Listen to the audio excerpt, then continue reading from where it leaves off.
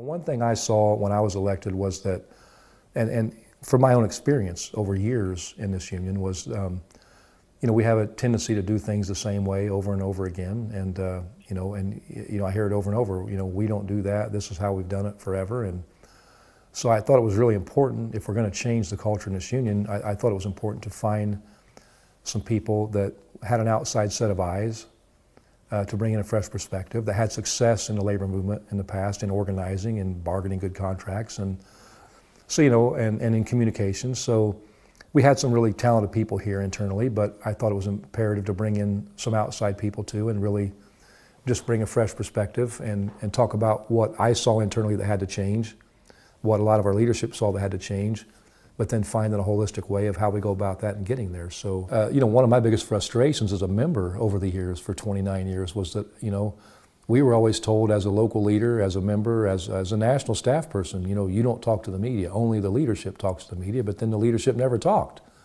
And so, we had the corporations and, out there putting out the narrative all the time and painting the unions as a bad thing and greedy union workers, and if we get these contracts, it's going to bankrupt the companies or it's going to cause the price of vehicles to go up, and it's not true. None of that is true. I think that's one of the things that when I was elected that I wanted to see differently was I wanted to lead differently, and we wanted to be a lot more vocal with our members and with the media and with the general public, so that people understand the reality of the issues that not just union workers are going through, but all working class people are going through. So.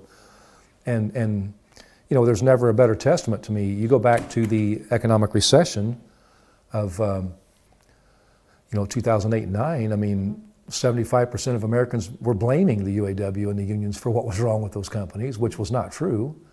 But we weren't saying anything to refute that. But now you go back, fast forward to this campaign, 75% of Americans were standing with the UAW in this fight. Mm-hmm. That's a huge turnaround, and I believe that goes back to messaging. It goes back to connecting the dots for working class people of, this runaway greed, the runaway corporate greed that's been going on for 40 years now. The other side always wants to talk about when workers stand up, they want to say it's class warfare. Class warfare has been going on for 40 years. The billionaire class has been taking everything, and the working class has paid the price. So it's time we, working class people, get together and we get our fair share.